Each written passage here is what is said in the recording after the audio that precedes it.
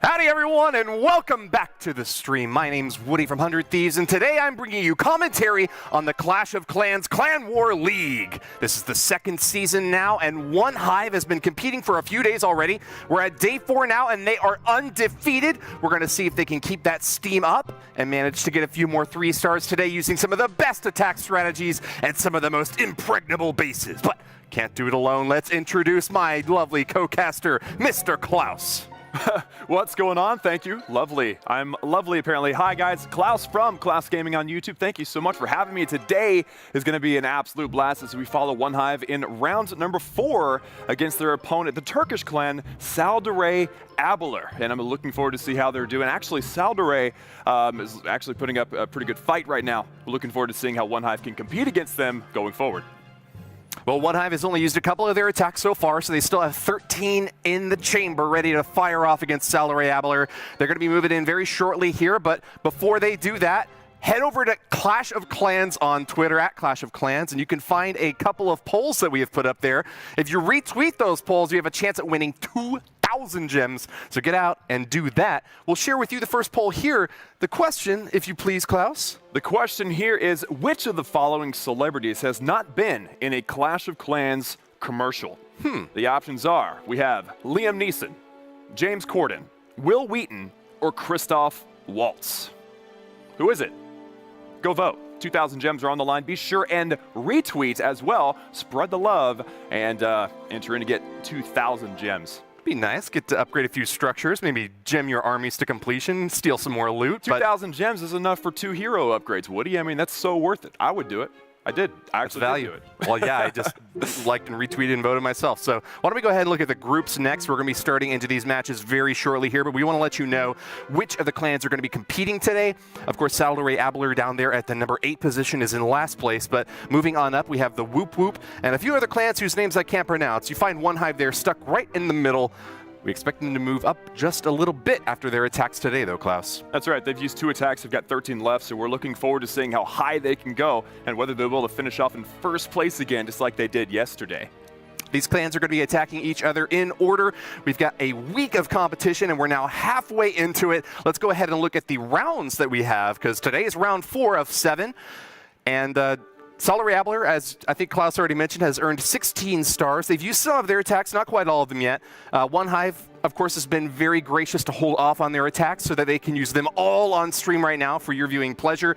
We're going to be having our fingers crossed today, Klaus, hoping for some 3 stars. We've seen quite a few 2 stars from One Hive so far, but I think that they've got quite a bit of confidence for their matches today. Yeah, they got 6 3 stars yesterday, so they really did a great job. Now, Saldaray Abeler actually gave up 20 or got 26 stars yesterday, and One Hive is averaging like 33, 34 per day. So if One Hive keeps up what they're doing and Saldaray Abeler does the same, it's looking like it's going to be an enjoyable time for the members of One Hive, throwing down hopefully as many 3 stars as possible. How many? We're not gonna argue about this one today. 7 3 stars. I'm thinking like 40 stars. 7 3 stars. 3 7 30. 37 stars. Quick math. Yeah, I'll stand by 37. That's a pretty good number. It's a good goal. Might be a bit more, might be a bit less, but yeah, 37. That's my challenge to you, One Hive. Hit 37 stars. Well, my challenge is irrelevant compared to their performance, so why don't we go ahead and just start things off. We've got 15 attacks to watch today, and I know that those One Hive guys have been getting ready for their attacks. It takes a long time to plan and strategize in Clan War leagues, especially because you only get 1 shot. In most of these Clan Wars, you get 2 attacks per war. You get a chance to scout out some bases, figure out who you're going to go up against, and then strike when the iron's hot. But for Clan War leagues, you don't get any scouting, Klaus. No scouting. What's so interesting about the Clan War leagues, and as we've said before, is that you only get 1 chance on each base, no scouts. You don't know anything about it. So one little Tesla, I heard the One Hive guys actually talking about this. They said that 1 Tesla right here could throw the entire attack off. They're showing me the base. They're like, hey, check this out. And I'm like, 1 Tesla? can throw the entire attack off, like that is a scary thing. Yeah, well, it happened yesterday. If it's able to draw the attacking troops away from the majority of those base defenses, it can really mess with your troop pathing and prevent them from taking out their intended targets. So let's go ahead and hop in and watch Neon Waves, the number 15 attacker from One Hive, going up against the number 15 from Salary Abeler, using a Bowler Witch strategy, Klaus. Looks like we have it's a Bowler Witch on either corner, the 9 o'clock and the 6 o'clock with a couple of healers to keep them alive. Then you have the big core dive with the Wall Wrecker and the heroes. A funny thing to note, actually, Neon Waves, attorney and powerlifter, already pretty amazing, but also grew up on a cranberry farm in Wisconsin. Whenever she told me that, I was like, that is the coolest thing ever. So she's going to have a cran fest on this base. She sure is. That CC popped out and had a dragon inside, but her Archer Queen made quick work of that. The heroes are still quite healthy through the center of the base. Now, this is a dip. This is a Town Hall 12 attacking a Town Hall 11, so we have high expectations for Neon Waves in this push, and it's looking like she's going to live up to them. The 3-star potential is huge here, and it would be great for One Hive to start off being able to crush her enemies and see them driven before her. That 100% is nearing close, Klaus. That's right, only a couple of defenses left and too many troops to count on the base. You know, sometimes these attacks finish up and there's like, hey, look, we have 4 balloons left and it's going to take a while for cleanup. But this time, it's kind of overwhelming where we have, I don't know, what, like 300 or 400 skeletons right there, many bowlers, many witches. One healer just went down. She didn't see the end of the attack, but hey, it doesn't matter because that was a 3-star.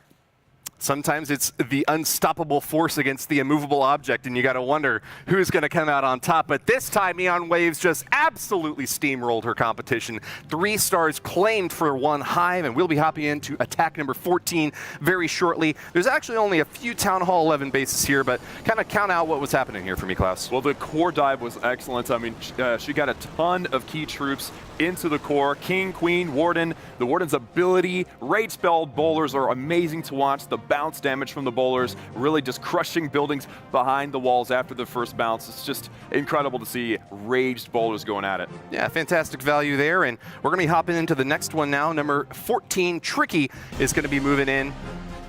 Curious to see what he's bringing here. It's the Lava Loon combo. It's a bit more popular, I'd say, than the Bow Witch. Recently, Lava Loon can crush any base as long as you have the exact right plant set up here, and I'm kind of worried about this Archer Queen in the center, but never mind. She did not last long against those Valkyries. Apparently, Tricky wasn't worried. All it took was a couple of max Valkyries and a rage spell, and that was it. Notice that Tricky number 14 is reaching up to hit number 6, and the coincidence is funny because I was speaking with Tricky before. Tricky is one of 6 siblings, and he's the best clasher of them all, because he's the only one that plays Clash.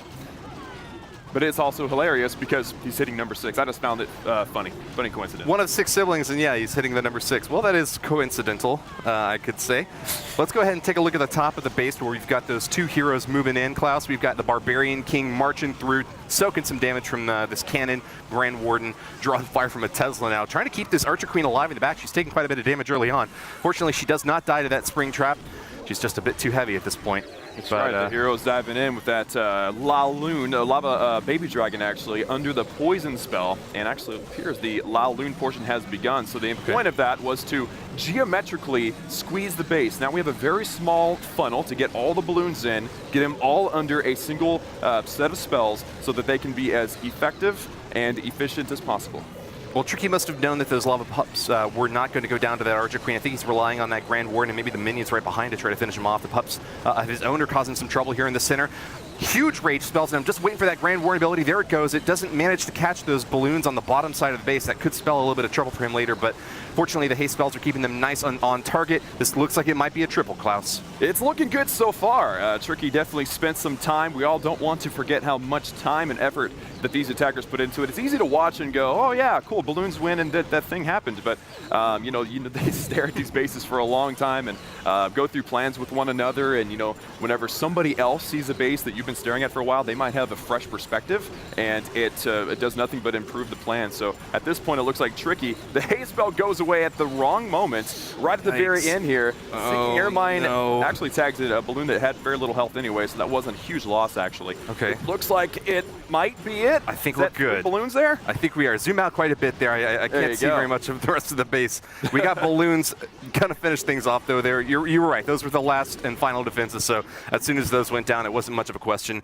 Plenty of cleanup on the backside too, that even if those balloons had died to those defenses, they might have been able to finish that last Archer Tower off. But well done to Tricky, claiming 3 stars in the base, 100% total damage. keeping up the momentum for One Hive. There you go. There's Fantastic. that 3-star once again. Nicely done. Tricky actually 3-starred yesterday as well. That's 2 3-stars in a row. Let's see if he can get 3 tomorrow. It's going to be a good time for him. And actually, this is that moment we were talking about here, where geometrically the base was kind of carved out of the bottom and the top, and the balloons have really nowhere to go but together. That Warden's ability protecting them through the Giga Tesla and ensuring that 3-star keeping the troops alive. Sure did. Well, next up, you're going to see Scorpion, one of the co-leaders of One Hive.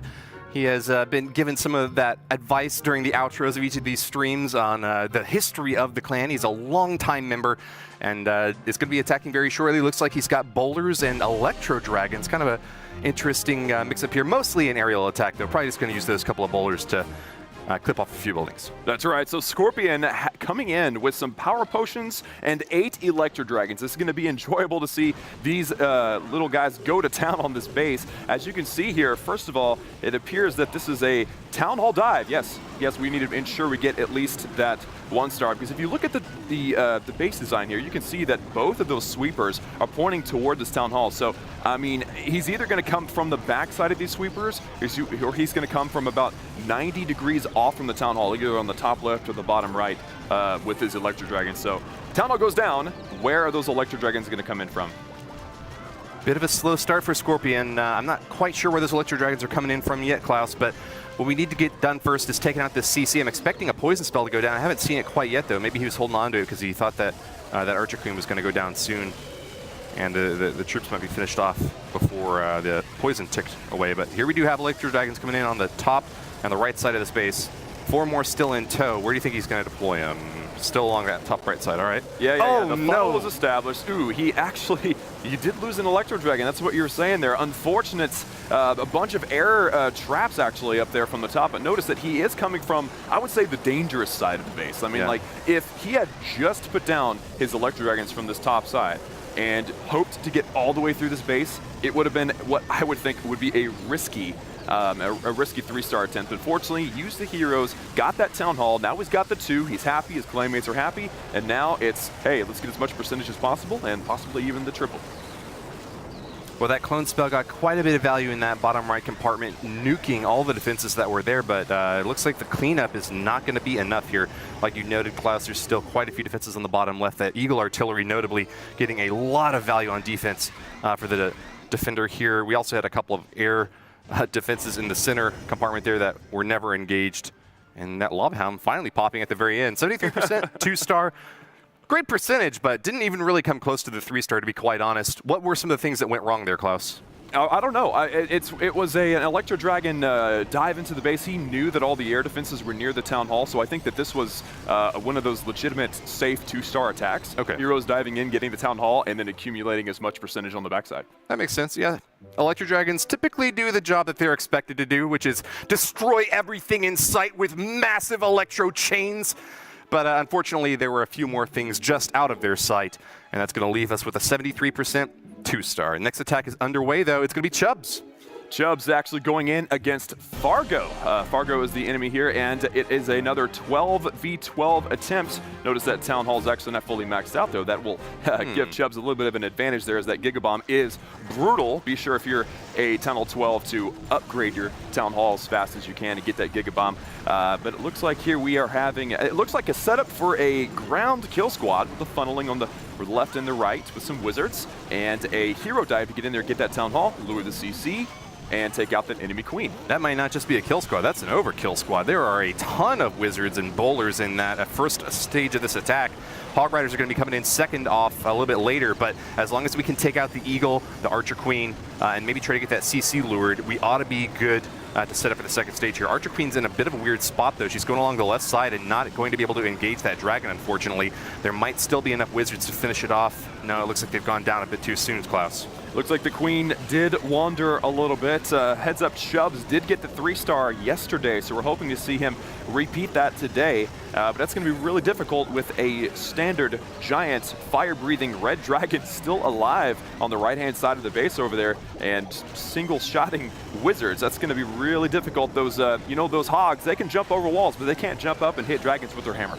Yeah, it's looking like a 2-star to me, Klaus. Having those dragons still on the field, or rather one dragon and one baby dragon, is really going to hamper the efforts of these Hogs to finish things off. Nevertheless, the heal spell is going to keep them alive a little bit longer.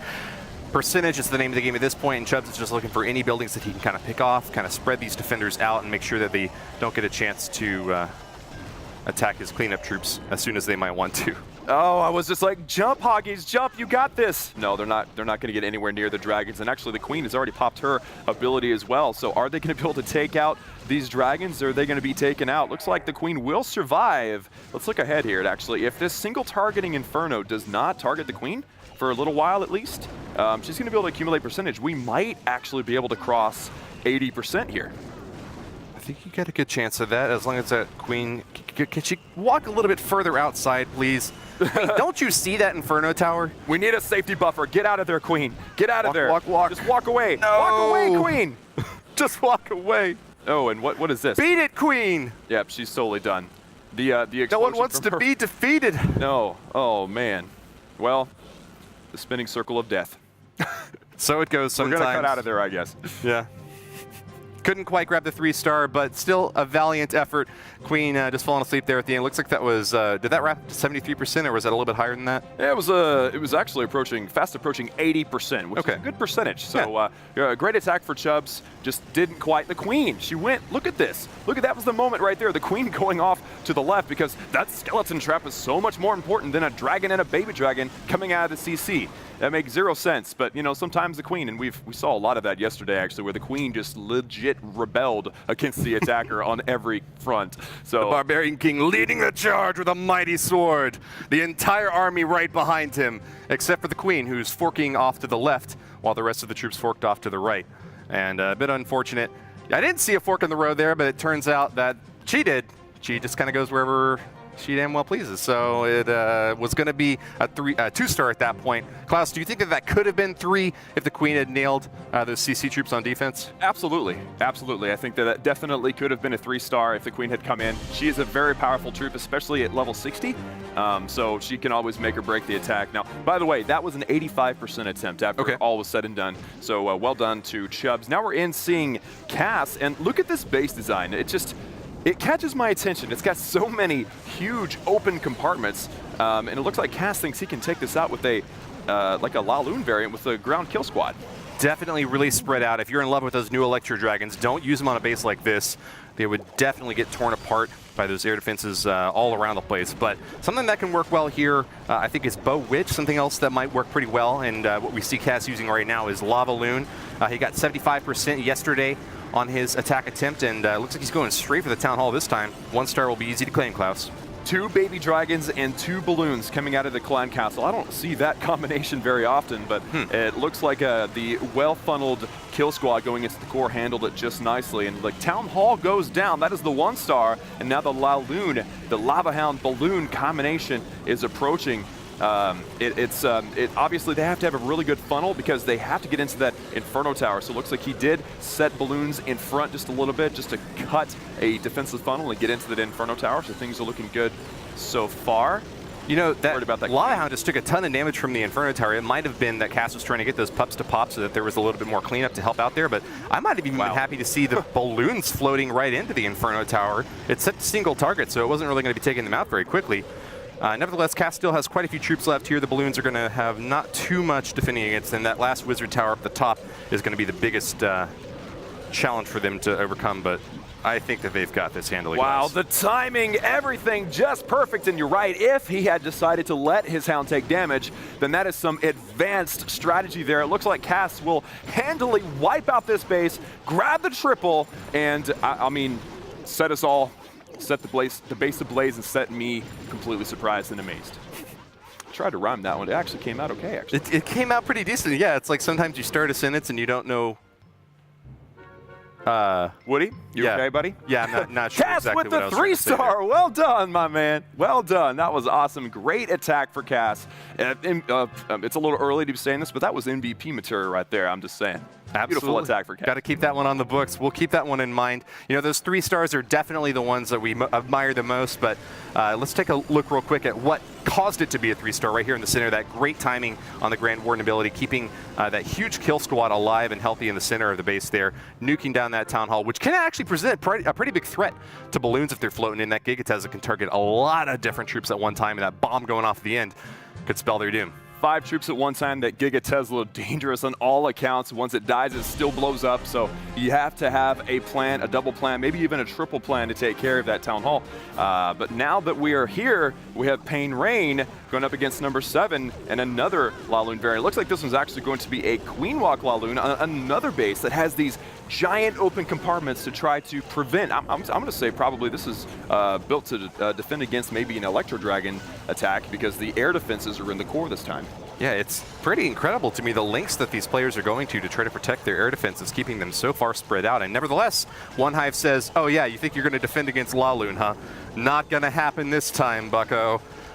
2 Lava Hounds and 19 balloons still left to be deploy here. Interestingly, though, a Queen Walk being used this time by Pain Rain to try to get some value, as this Archer Queen, dealing a lot of damage, is going to be able to circle around the base, targeting all these air defenses. The Expo going down there with the air. Did you notice, I'm sorry to cut you off there, Woody, but did you notice that he put down 1 wall breaker, the Expo shot it, he was looking for bombs, and then he waited for the Expo to target the Queen to drop the rest of the wall breakers to get the Queen in to take out the Expo. That was a beautiful play there. The timing on that attack was awesome, but it looks like some Troll Teslas have prevented his King from getting into that Town Hall. Now, why is she shooting that level 12 wall? Why can't she just go through the smaller lava wall instead? There's a door back here, Queen. Just come back here if you... I don't know. Queen, we have given up trying to figure out what the Queen is doing and why. Well, she's got a mind of her own, but she's going to continue this path around the base. Those healers are still quite healthy in the back, keeping her nice. Oh, check that. One just died to a Seeking Air Mine. Ouch. It's probably better for a Seeking Air Mine to go onto the healer, though, than onto the Lava Hound. That could present a little bit of trouble for the Archer Queen, but Pain Rain's probably expecting her to die at some point. He's not really providing her with very much assistance over on that side, and with that Air Sweeper pushing the healers away, that's going to be a tough call to keep her up. You know, I actually completely expected the Laloon to start on the bottom to help the Queen and get that Town Hall, but Pain Rain is sending his Laloon in from the top. The Electro Dragon in the CC getting free reign, no pun intended there, free reign into the CC and the balloons and whatnot. That is brutal, man. I don't know. Oh, wait, Blimp. Save us, Blimp. Save us, Blimp. Please. It's the hero Blimp with some balloons inside. They're going to go straight for the Town Hall. Oh, that made me feel a lot better. Platinum. Okay, I can breathe again. I was like, what are you doing, Pain Rain? Here's what I'm thinking he was doing. Collecting percentage on the top. He always had that plan for that Town Hall. Yeah. That's where I'm going to default there. You got to plan for the 3-star, but always have a contingency plan. If things aren't turning out the way that you expected, I think in this case, Pain Rain expected to be able to pull that Clan Castle out a little bit earlier using the Archer Queen. It didn't get pulled, and it went straight toward where he was intending to attack with the Lava Loon portion, and that Electro Dragon did a lot of damage on the attacking troops. That left him with an easy 2-star if he just wanted to use his balloons for that purpose, and seems like he made the right call here, Klaus. I mean, hey, 66% is nothing to scoff at, and I think you're right, actually. The Queen, going through that hole, was meant to go toward that Eagle Artillery. I think that was ultimately what was it. Go toward the Eagle Artillery, pull that Clan Castle, but things just didn't go according to plan, which happens. Things just don't go according to plan, but these attackers are able to think on their feet and adjust on the fly.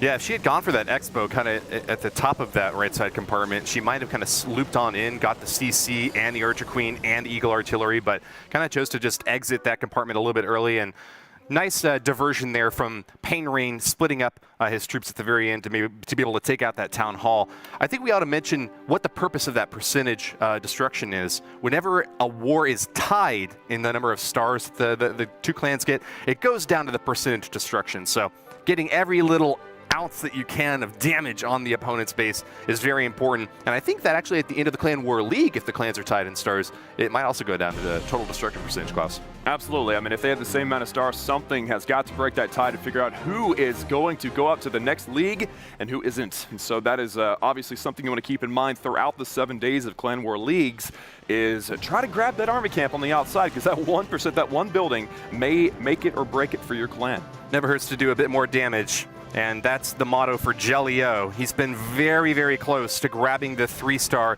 several times now. Last war, he managed to get a 97% 2-star. So this time with Mass Miners, he's trying to improve on that just a little bit and go for the gold.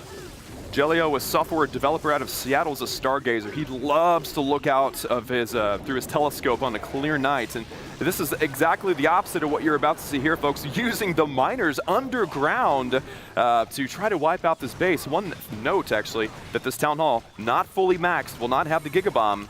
So that's at least one thing not to consider. You don't have to consider that Gigabomb, and that actually gives Jelly-O quite the advantage here, because that Gigabomb is like the main focus, I've realized. Like for the Grand Warden, for the rage spells, the free spells, like you've got to take care of that Gigabomb. Upgrade him, people. Beautiful placement on these heal spells, though. The miners in the center, they're also going to get a rage to help them go a little bit faster. Definitely avoiding that giant bomb there, but losing a few to the spring traps. They're going to be able to take out this Barbarian King, lickety split, or hold on, that's an attacking Barbarian King, never mind. On offense, he's going to be helping out this group of miners who bury underneath these walls, don't have to worry about them at all, and are starting to engage the core of the base here. That chewy Eagle Tower, or Eagle Artillery about to go down, and what are these miners worried about at this point, Klaus? You know, the scariest compartment absolutely is this compartment here with the double Wizard Tower here and the Inferno Tower. That, and then the Bomb Tower as well. So I think that this base may have had a little bit of a trolley intentions where if all of those miners go into the core and they're getting hit by splash damage from every direction and possibly a giant bomb here and a giant bomb there, even a heal may not keep them alive. So it looks like Jelly-O, it's so hard to tell how many miners there are left, but I'm not feeling 100% confident about the attack. It's a bit, yeah, it's really hard to call even at this point. We've got a multi-Inferno, a Wizard Tower, and a Bomb Tower all dealing ground splash damage, and it looks like there's just a bit too few miners. I don't know, they've locked onto the Inferno, but dang, they are melting fast, Klaus, and without anything to tank for them in the center there, we are once again going to have another really close result for Jelly-O. A beautifully planned attack, but just another 97% repeating his performance from yesterday. 97% 2-star. And honestly, I don't know what he could have done differently. I mean, the miners went all the way in. They stayed pretty well funneled, getting into the core, just kind of fell flat at the very end in that double Wizard Tower, Inferno Tower compartment. It's a shame, but you know, it happens to the best of us. Look, a 97% hurts me more than like a 50% 2-star. I know in my mind that it's better to get 97%, but in my heart, I'm just like, I was so close to the 3-star. What happened with that? You just got to cross your fingers sometimes and hope for the best, and it turned out this time it did not for Jelly-O. Yeah, it always hurts when you come just close to the perfect 3-star there. But speaking of 3-star, we have NeZaX, known as a 3-star specialist. Oh, hell yeah. What he can pull out here. NeZaX's favorite attack, always using Queen Walks and Queen Charges, so we're getting to see him in his element here. And looks like he's coming in with the Queen Walk from the 3 o'clock side with Lalo. There's an air defense right here at the bottom, so maybe he's going to be trying to grab that. I don't know. Yeah, notably he's going up against the #1 defender from the enemy clan. Saturday Avalar sending in their best, and NeZaX is up to the challenge, or so he thinks. He's going to be starting off with the Queen Walk, as you noted up at the top. The healer's keeping her nice and healthy. As long as she's able to outrange these defenses and let those healers keep her standing alive, she should be fine here. Those air defenses are going to cause a little bit of trouble for those healers, though. Popping at least one of them down, and we'll see if these balloons can finish it off in the meantime. Yep. Excellently done. He had the plan for that. Just in case those healers came into the range of the air defense, he had the balloons ready and prepared. Fun fact about NeZaX, he actually found the Clash of Clans game in the App Store back in 2012 randomly. Huh. And now 6 years later, he's playing at the highest of level in one of the most epic clans. It's really amazing. Well, this Archer Queen might struggle a little bit here against the Electro Dragon. He's been playing against some of the most difficult bases for a very long time now, as you noted, and actually, I guess she didn't have that much trouble with him after all. Yeah. I kind of expected that Electro Dragon to stay up a bit longer, but I guess he just kind of doesn't work quite as well on defense as he does on offense, huh? Don't underestimate the level 60 Queen. She is a beast, and she knows it. She's going to wipe out the Electro Dragons, and really the only thing you need to do for a defending Electro Dragon is just get it under a poison spell. I mean, it takes forever to attack without a poison spell, so as long as you drop that poison spell, it's going to take it forever and then some to finally attack, and by that time, that level 60 Queen wipe her out. Well, that Grand Warden missed a few of the balloons over on the right side. They're going to take a tiny bit of damage, and it kind of seemed like an early deploy there. I think NeZaX might start might be starting to feel the heat as time is running out with this attack. Less than a minute remains, and he's only gotten 58% of the base so far. I think that this could be more in danger of a time fail, in fact, than of even having to worry about killing these defenses. These balloons are on target. Oh no, that defending Archer Queen actually survived, Klaus. Do you see her in the center? I was just about to say, that isn't our behind queen. the banner. Our queen had healers. That's the wrong queen. And she's popping our balloons left and right. It doesn't. Oh, so rough. It looked like the Warden ability was popped a little prematurely, and that could have saved these balloons and possibly some pups or minions that were attacking the enemy queen from dying, and probably would have changed the course of the attack. So I think that misclick on the Warden, unfortunately for NeZaX, probably cost him this 3-star.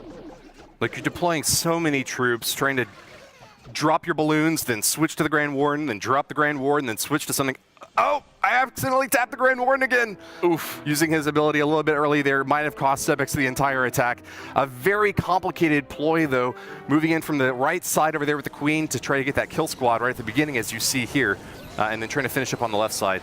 But it was a good start, Klaus. I do think the clutch play with those balloons on that air defense really made a difference with the attack, and I really do think that that misclick on the Warden was pretty much all that NeZaX did wrong in that attack. I mean, he's got a 3-star in War number 1 and War number 3 so far in this Clan War Leagues, so we definitely know that he is completely capable of pulling those off. And it kind of shows that no matter what, you know, even if you go over the plan 100 million times, Clash of Clans can throw you a curveball.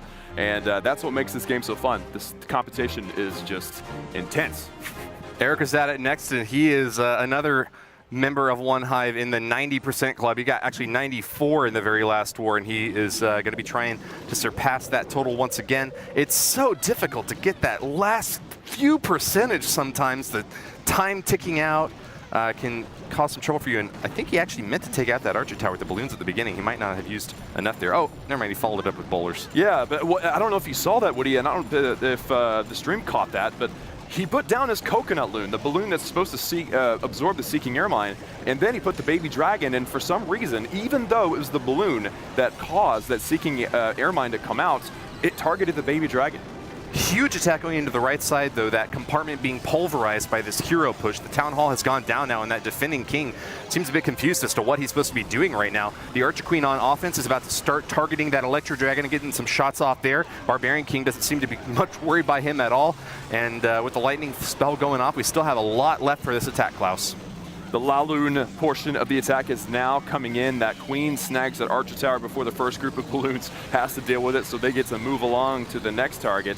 Where's my next victim is what they're thinking. The balloons are coming in now on that Inferno Tower, and the funnel looks pretty good. I mean, he is way ahead with the second portion of balloons getting into like this Eagle Artillery compartment thing, and at the end they're all going to come down on this Eagle Artillery, the Wizard Tower. It's looking good up to this point, especially knowing that the Queen still has her ability.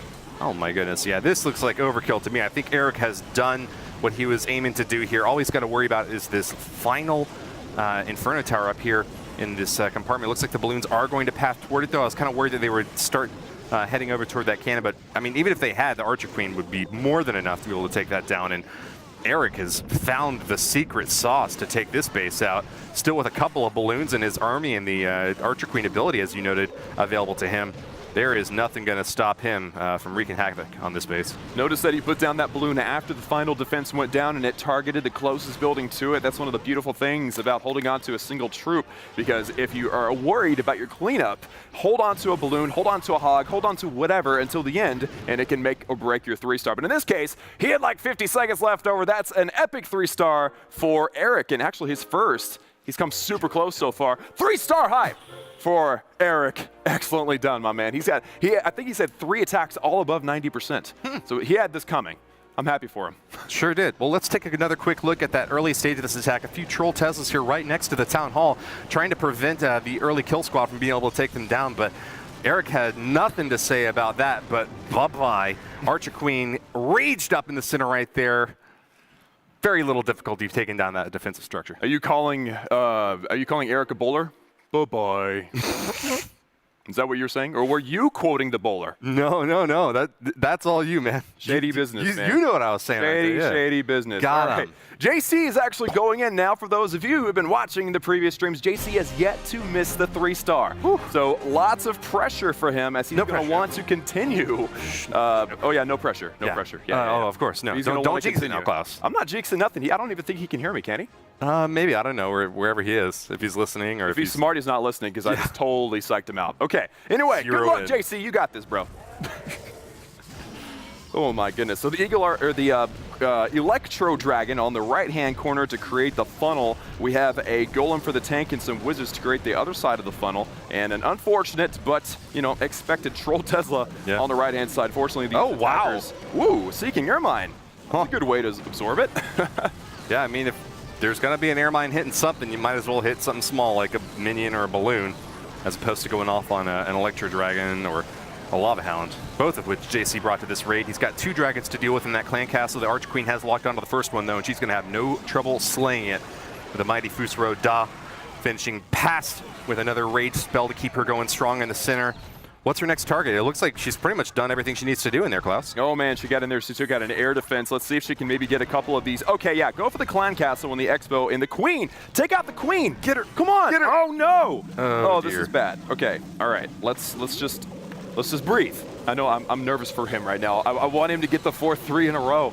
You got this, JC. Look, sometimes those balloons go down and they can land right on top of an Archer Queen's head. You see that she has very, very little health. So if even one of them does that, this attack could be saved. There's not a whole lot that JC can really do, but hope and pray at this point. The pups might be able to get a shot off against her as well. That Lava Hound flying right directly overhead, and as they pop, target the Archer Queen. Go for her, go for her. Oh, come on, pups. No one's doing what we're saying today, Woody. No one's doing what we want them to do. Oh, wait, this might be it. Oh, get her, get her. Come on. Golly, come on, Grand Warden. So you can see here, even though she's only level 34, and the majority of queens that we're seeing today are level 60, even though she's only got 1 health point, or maybe like 3 or 4, it only takes 1 little queen shot to not go down to destroy the attack, and it completely derailed where he was going. Very unfortunate for JC. We really hyped him up, and unfortunately, it fell jinxed just it, Klaus. You jinxed it. This is your fault. It's my fault. I'm going to take the blame for his attack. Yeah. Is that what you're telling me right now? Exactly. I don't think so. I completely disagree with you on that one. But hey, we can agree to disagree. Right now, JC still got the 2-star though. That is the bare minimum. That's what they want, and that'll. I think ultimately they could win the war with that. But of course, I know he's probably kicking himself back in the back. Yeah, well, he's got a nice pregame ritual, standing up, pacing for 10 seconds, and taking deep breaths. I hope that he manages to do that again right now as this attack starts to wind down. He's going north of 60%, and he'll probably get 2/3 of the space finished off before things are all said and done. But yeah, it looks to me like you had a perfect read on that, Klaus. If that Archer Queen had just taken 1 more shot there in the center and had gone down, the Lava Hound, the balloons would have had much less to deal with. The cleanup here, absolutely crucial. You want every percentage point as that you can get. I know a lot of players that like to, just I don't want to say rage quit at this point, but just quit the attack because they don't want to sit here and watch for 60 seconds, minions and pups banging on buildings. But every percentage counts. We keep banging that drum because it's absolutely true. How bad would it be if you ended up with a tie at the end and you lost by 1 percentage point and you were that guy or girl that did not wait around? I'd probably get kicked from the clan. I think that would just be about the end of forever for me.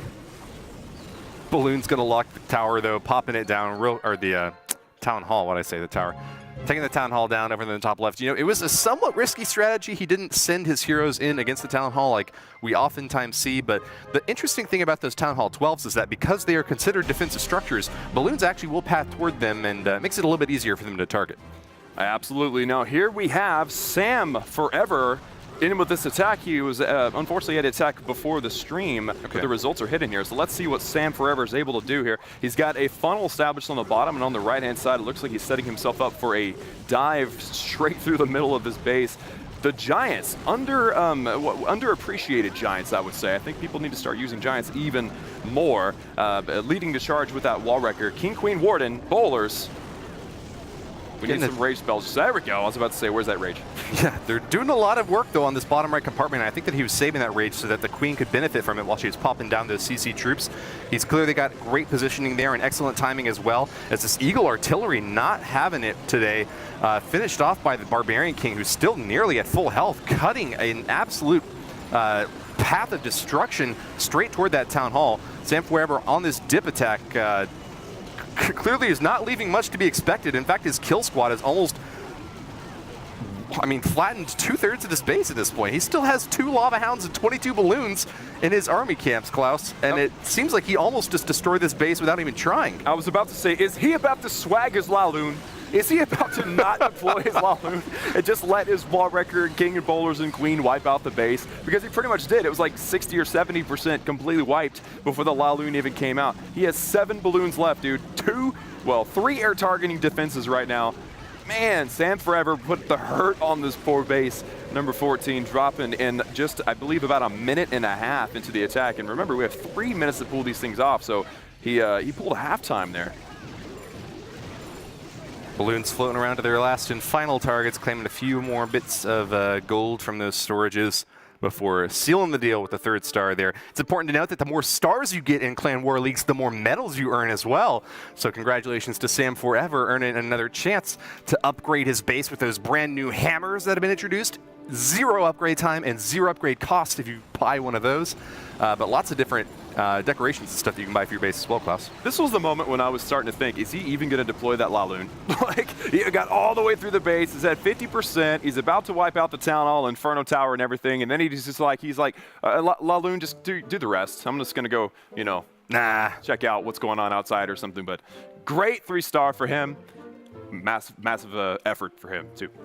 Oh, no, I disagree. Tiny effort. He wiped that thing out without even trying. It was an absolute face crush. But nevertheless, we've got one that's going to be a bit like that, I think, coming up as well. Indicut, the number 4 attacker for One Hive, is moving in against another Town Hall 11, going for a dippy dip in this swimming pool. Did you say dippy dip? A little dippy dip. This is a little dippy dip? Yes, sir. Okay, all right. Well, what do you think it is? This little dippy dip is Indicut going against number 13, 12 v 11, and guess what? It's a dippy dip. All right, I'll agree with you on that one. It's actually fun to say. It's actually fun to say dippy dip. But we're going to see some hogs. We haven't seen a lot of hogs in this Clan War Leagues. I believe that they are also a little bit underappreciated in this, in life, but mostly in Clash of Clans. Hog Riders, I appreciate you. Hog Riders are epic, and here we have the Hog Rider appreciation in the chat right now. Hog Rider Let us know appreciation if you love Hog Riders. Today, November 18th, Hog Appreciation Day. Let's have it done. Oh man.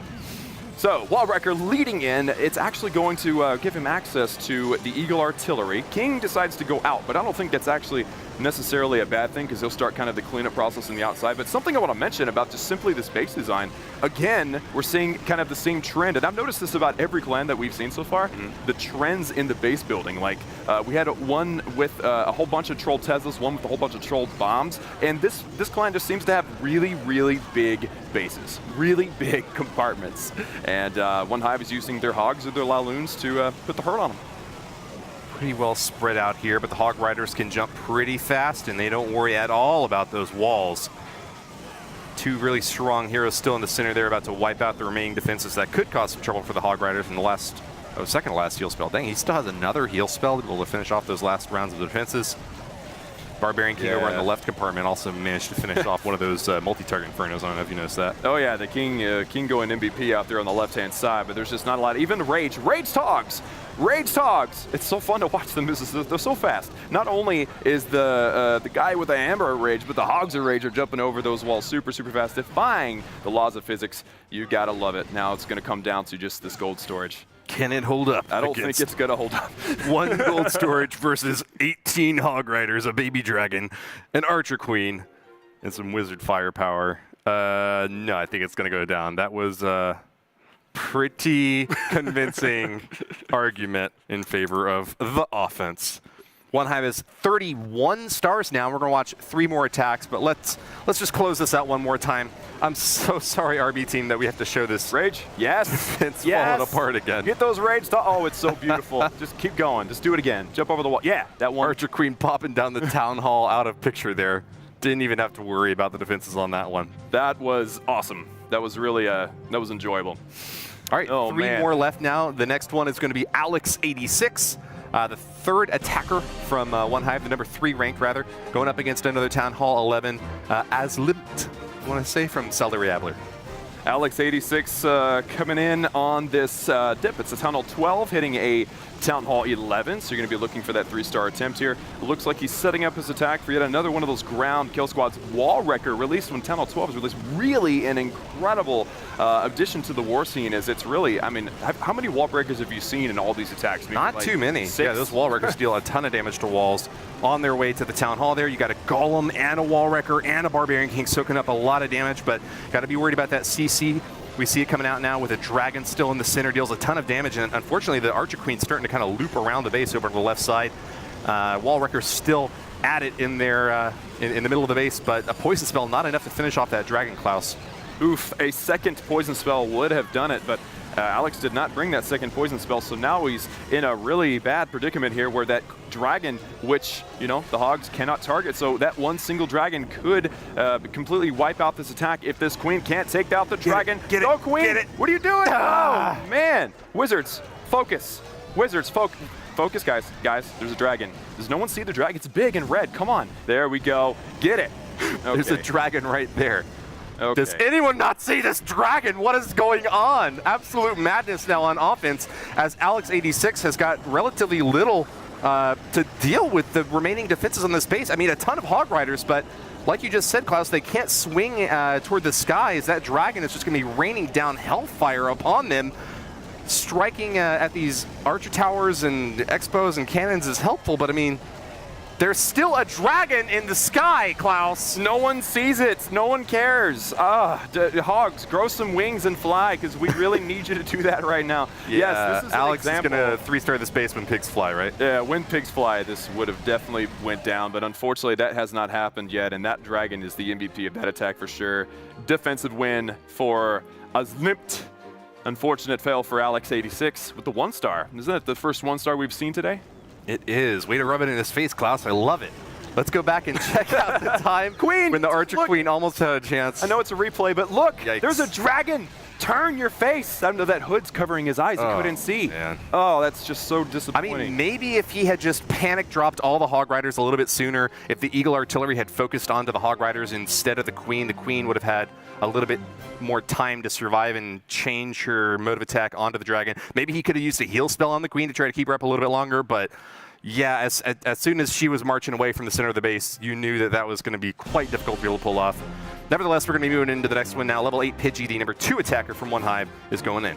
Level 8 Pidgey coming in with what looks like a Queen Walk Bow Witch. We haven't seen a lot of Bowler Witch combinations in this particular war, or actually in Clan War leagues at all. It seems like One Hive favors more of the tactical, more controllable troops like the Balloons and the Hogs. But we'll see here as the funnel is attempting to be established on this right-hand corner to force the Queen to assumably go in toward the left and get at least one of these air defenses. He does have the Wall Wrecker, so I'm assuming also that Wall Wrecker will be leading the charge. We actually have seen 3-stars like this before, where the Queen Walk leading into the Bow Witch will just completely roll a base. So really excited to see. And actually, Level 8 Pidgey was the MVP yesterday with the most brilliant 3-star. So maybe he can repeat himself this time. That is correct. A 3-star hit yesterday, and another slightly interesting setup here. Of course, we've seen lots of bowlers and witches, as you've noted before. Not necessarily the most popular army composition in Clan War leagues so far, but definitely reliable at flattening bases, especially those that have lots of buildings kind of clumped up and aren't really focused too much on ground defense. As you can see, the bowlers getting lots of value as they splash through. That's right. You'll see with these base builders that they're going to defend particularly against a certain attack strategy, whatever they think is the strongest, and that will leave a base vulnerable to a different attack strategy, such as air versus ground, or Bow Witch versus Miner, or whatever. I mean, it's really amazing, actually, how many awesome attacks that we can see right now at Town Hall 12. I think the balance is where it needs to be. And Level 8 Pidgey actually about to lock down onto the 2-star. That's what he needed. Now, are we going to be seeing a 3-star here, Woody? We might. Unfortunately, that Queen has kind of wandered off and is not getting the protection that she needs to be able to get the work done on that section of the base that she was looking for. Cannon and Mortar, I think, are going to finally be able to do her in over there. But actually, hold on. We've got some balloons floating in the top left side. That might be. Oh, no. Well, there's still one balloon left. Goodness. Okay. Well, hey, you know what? You're right. You're right, actually. There's a couple of balloons, only ground targeting defenses, and a couple of Wizard Towers. Wizard Towers do bad things to groups of balloons, but when it's only one, it's manageable. So this might still be a possible 3-star if time isn't an issue. It doesn't have any clean up for that top corner there.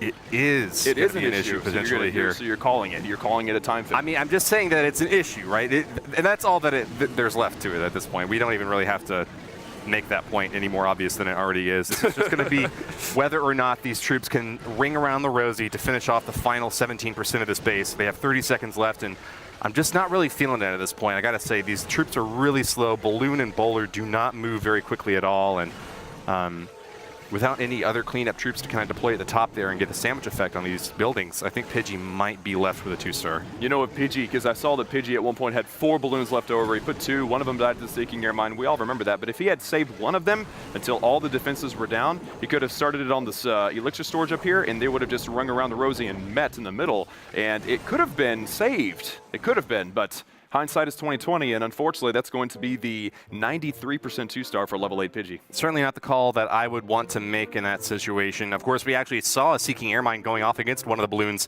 over on that top left compartment, so he did need to use 2 up there. I think that he used 1 additional balloon kind of in the bottom left, though, and that might have been the one that he could have saved, or maybe one in the bottom right. But nevertheless, an amazing entry into the base. The kill squad getting everything done that you would expect of it, taking down the town hall and finishing up the clan castle there in the center.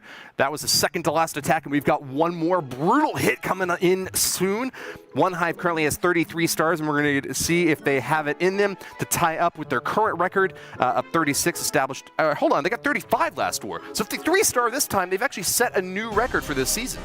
They currently have 35, so that means if they 3-star, that is going to be 38 stars. No. They had 35 last time. Sorry, okay, I was checking through the past wars. You confused me there with your iPad showing something weird. So 33 right now. War. So if Kimmy 3-stars, and you know what? If there is anybody that's going to be able to 3-star, it is Kimmy. Kimmy's been playing Clash of Clans since beta. Since before it was officially released. She is Canadian, so she had access to that soft launch there in 2012. So Kimmy, a complete and total OG. What? Really looking forward to see what she can pull off here. Oh my gosh. Jeez, she's seen every change, every update, every new troop. She remembers the waterfall. Everything. Oh, I bet. Yeah. Oh, whoa! Don't. That's a teaser for later. That far back? I don't even remember the waterfall, to be honest.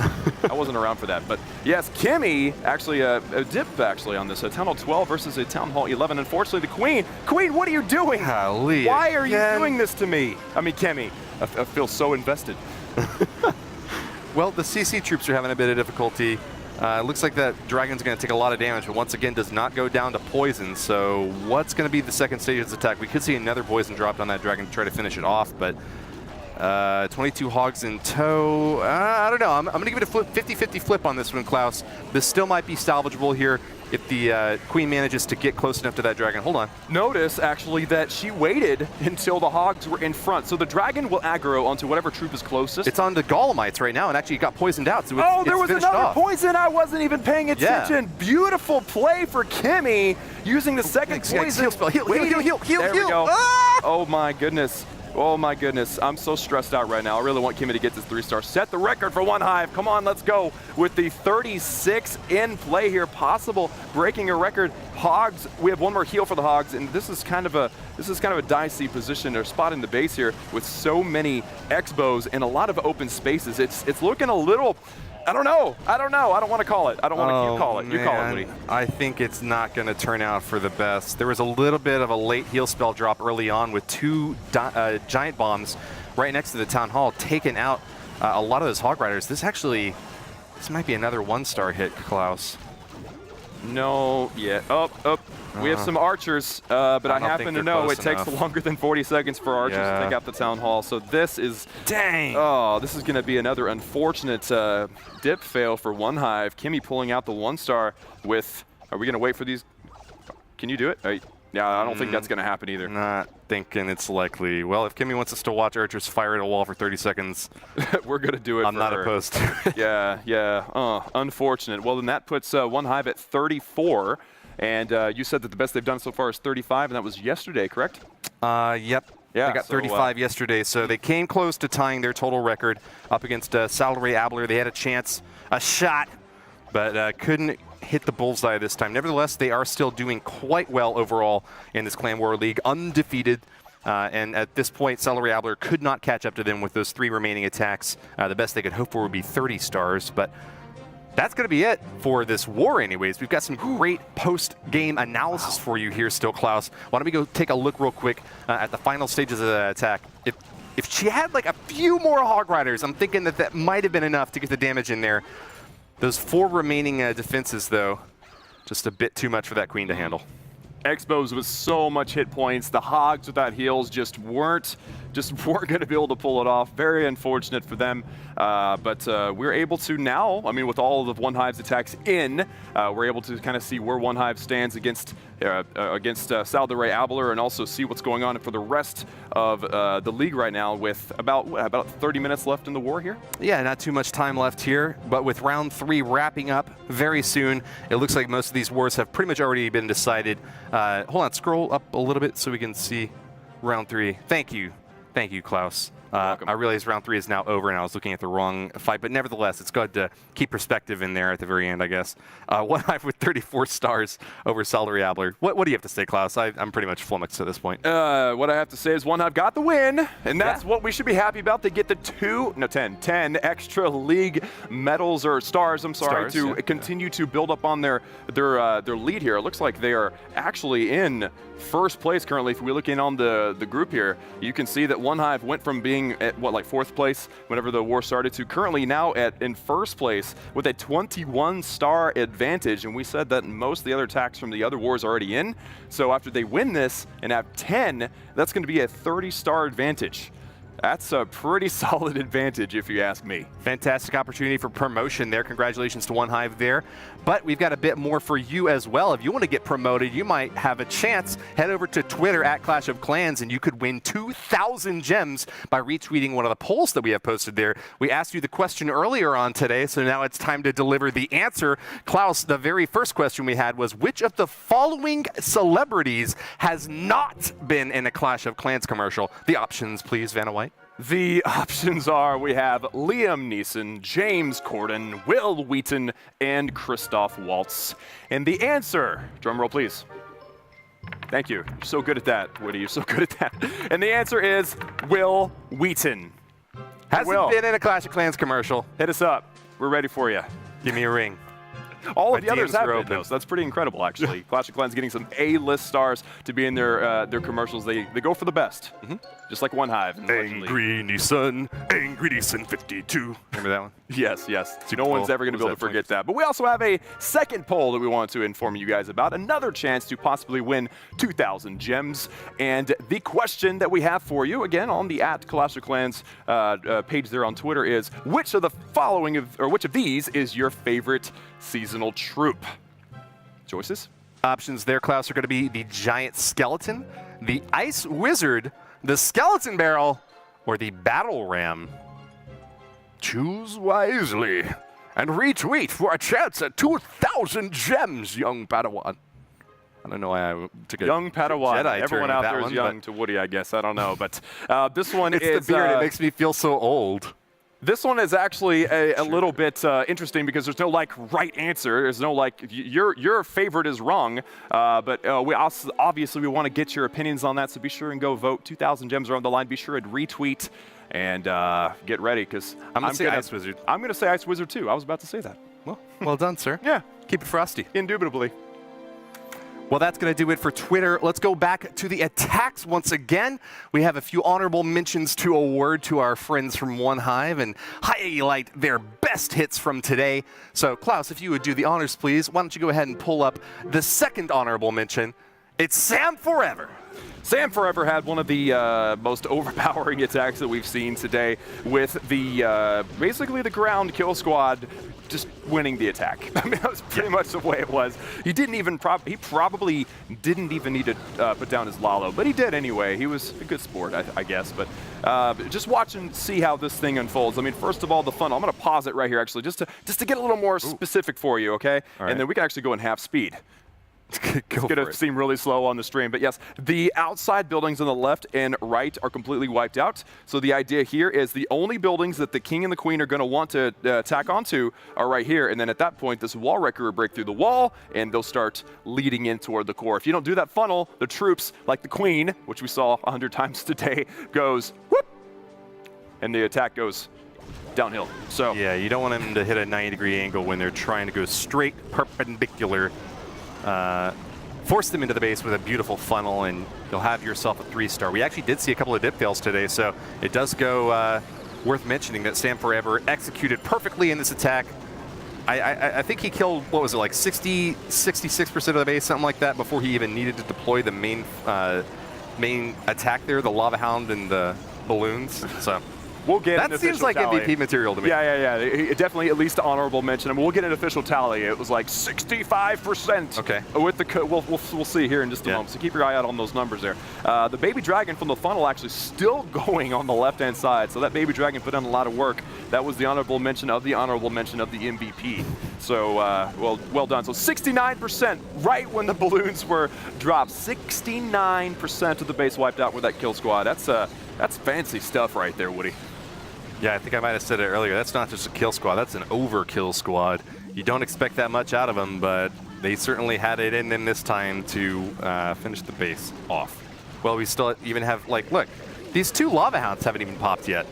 That actually can be a detriment sometimes if you're attacking a base and the Lava Hounds don't pop, so it's good that Sam Forever had still plenty of balloons left to finish off the rest of the defenses, and yeah, 100% easy.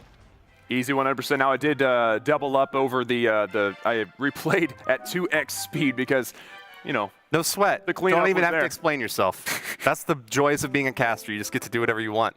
Right on. I didn't know that was part of the job description. Oh, was that the 3-star dance? That's what they told me. Yeah. We actually said we were going to do a 3-star dance today. So Woody, go ahead, demonstrate. No, I already did it. Just show me another 3-star. Maybe I'll dance again. All right, next 3-star we see, you'll do the dance, all right? Sound good? If you insist. Okay, I do insist. I bet you everyone in the stream insists as well. I doubt it.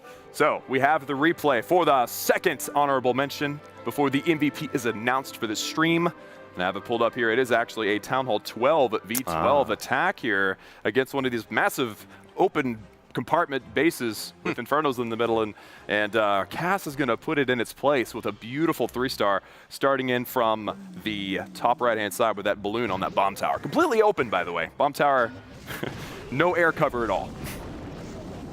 Nice early start here with the wall wrecker at the top compartment. Going to drill directly toward that Town Hall. No distractions whatsoever. Cass has got a clear plan in mind with these wizards providing a little bit of funneling for his heroes to go straight in. And as we saw earlier, that raid spell getting a mondo amount of value. Mondo, in case you didn't know, is a lot, getting a lot of value there. Okay, I was about to say, that's above my pay grade. I don't understand Mondo. But we have ourselves a fantastic kill squad going in, doing the thing that they want to do, take out all those objectives, the Town Hall, the enemy CC, the Queen, and Cass is able to do all of those perfectly before the La Lune portion is actually deployed here. Mondo, really? Yeah, Mondo. It was a Mondo hit.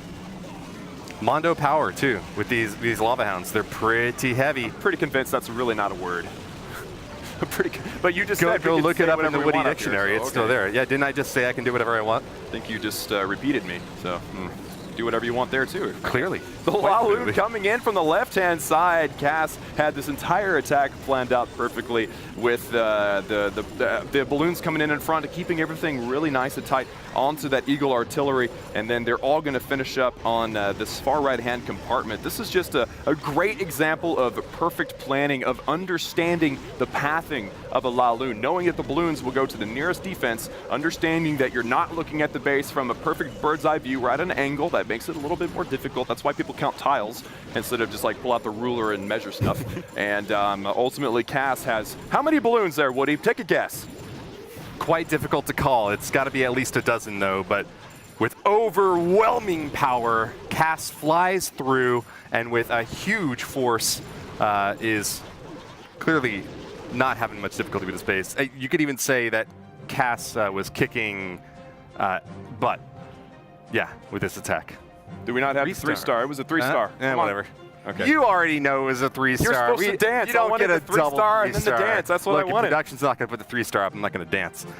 Into the MVP, though. We got that coming up next, right? Who was the best attacker from One Hive today, Klaus? The best attacker from One Hive. I have the replay pulled up. We're going to be switching. The MVP is, drumroll please.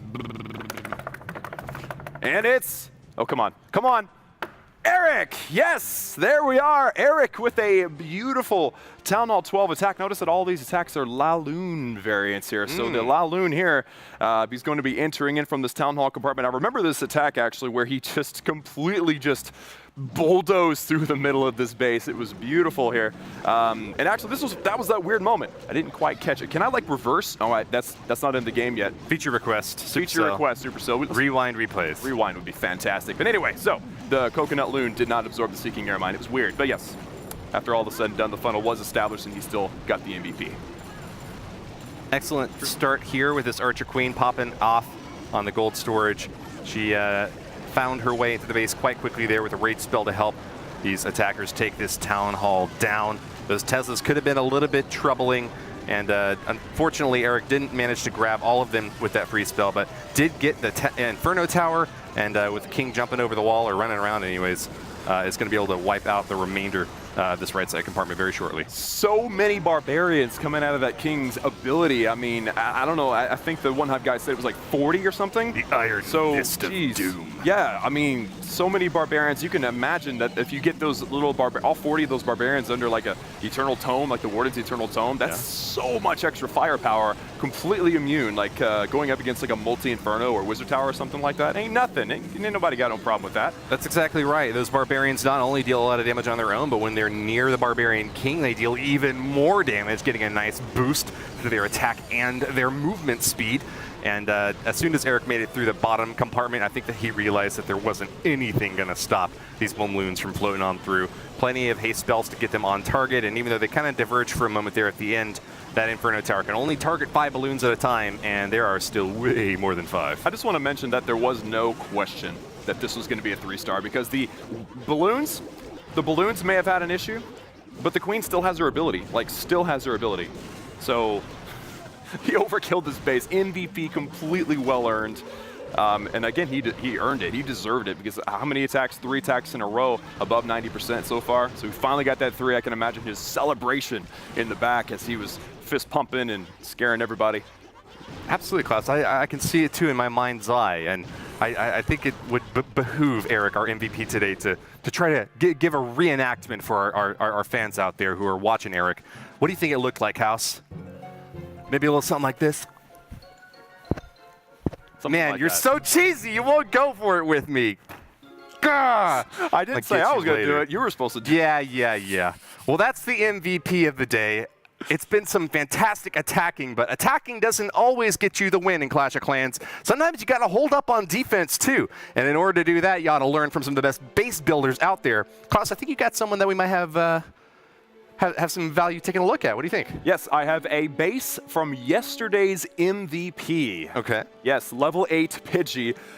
And he was so kind as to allow us to check out his base. He talked to me on voice on Discord, and actually we were able to kind of piece through what makes this base tick. Because if we learn a few of these principles, we can start applying them to our own bases, and then we can all become better clashers. And suck a little less. In the words of Jake. Yeah. So the first thing that I want to notice actually is that the Inferno Towers, just like the other bases that we've covered, they're all separated into their own separate compartments and things, but also that they are 4 tiles into the walls, because the Queen can shoot 3 tiles in, so if you put them 4 tiles in, the Queen cannot Queen walk and take out the Infernos. Also, they're reaching over the wall, so good luck trying to wall break into these compartments. So that's one thing that you really want to keep in mind is how many tiles in those defenses and such are. Something else to consider actually is that the multi-Inferno wrecks Queen Walk's healers. So don't try to Queen Walk against this either, and that's a huge advantage for the base to prevent some sort of Queen Walk attack. And same thing on the other side as well. It's a relatively mirrored side of this base that the Inferno Tower can lock on to the healers even if they're kind of wandering out of that Archer Queen range from being able to pop down the Inferno Tower. Right, and that's actually a symmetrical base. You don't see a lot of symmetrical bases, but this is the direction level 8 Pidgey wanted to go. Another note is, yes, you have the lovely little Tesla farm. You would say that probably a troll Tesla farm. We've seen a lot of those as well. That's a very common, common similarity between all these bases, especially because in CWL, like we've said, you can only attack it one time. And oh wow, that was actually next on my list. I hadn't even referred to it. Also, air defenses prevents the Lalo. Now, actually, that was just like yesterday's base. The air defenses were in 2 separate compartments on opposite sides of the base. Somebody might look at this and say, "Ooh, I could take out 2," but then you have terrible pathing for a Laloon attack for the rest of the time. So it's just it's a tricky base. Yeah. Well, there's a lot to keep in mind there. Even if you're not Town Hall 12, though, there's something to learn from this base. You got to keep your Barbarian King next to your Town Hall if you can. Try to keep your Archer Queen centralized if at all possible, and protect her with something that can keep aerial attackers off. In this case, we got a couple of air sweepers right next to her. Seeking air mines right next to those air defenses are also really helpful at avoiding the untimely death by Lava Hounds. So good luck to you, and I hope that this base is useful to you. We can actually take a quick screenshot with that and share it over on Twitter. So keep your eyes peeled if you're interested in learning more top attacking and defending strategies from Clash of Clans. But with that out of the way, why don't we go ahead and take one more quick look at the group stage, where we are going to have the rest of the clans lined up there. One Hive still up at the very top, and it looks like as the war is coming to an end right now, we can call it for One Hive. They are now in first place and cannot be unseated regardless of the performance of these other clans at the end of their last attacks. But will they be able to hold on to it? They've got 3 days left, and they've actually got a few more really tricky opponents that they're going up against. If they happen to drop any of those wars, they could lose that first place position, Klaus. Rightfully so in first place. Like Woody said, we have some big wars coming up soon, so be sure to stay tuned for the next few days. But something I do want to notice is the total destruction advantage. Not only are they 21 stars ahead, but they're also about 80% ahead. Now, it's actually significant to note that 80% is almost an entire attack. It's more percent than the average attack, I believe, that we've seen so far. So every building counts. It's true. It's all still up for grabs. Let's take a look real quick at the round so we can see who the next opponent for One Hive is going to be. Can't pronounce their name just yet, but we'll figure out something before tomorrow. But they are one of the highest ranked clans. In fact, they've got 140 stars right now, so they're not too far behind their other contemporaries up there at the very top of this league. One Hive up against a level 15 clan tomorrow. What are their rank again? Pull that up for me if you will. Number 4 right now. Currently ranked number 4, so we're going to see some pretty good competition for them, and looking forward to seeing what they're able to pull out tomorrow. It's going to be a good time. I'll get my fingers crossed that they can perform some more 3-star hits. That's what we love to see. Klaus, I think it's just about time to wrap this shebang up, so you got anything else for me? Well, the birdie in my ear is telling me to remind you about the Twitter poll. We actually have a second Twitter poll. We're not actually revealing the answer because of the nature of the question, but we do want to remind you to go vote on our second Twitter poll on the @Clash of Clans page. And the question is, which of these is your favorite seasonal troop? Well, I mean, it's obviously the Ice Wizard, right? Right. They got to, the opportunity to choose between Ice Wizard, Giant Skeleton, Skeleton Barrel, or Battle Ram. Ice Wizard. Those are your 4 options. Yeah, I think I might vote for the Ice Wizard as well, Klaus. The only one that matters is the Ice Wizard. Just go vote for the Ice Wizard. Retweet it, and you have a chance to win 2,000 gems. Use them however you please, all in one place, or spread them out on your collectors. That's probably what I would do with them, to be honest. Yeah, same here. I mean, gems are a fantastic way to advance your base, so go do the thing. Retweet, vote. Somebody's going to win 2,000 gems today. Could be you.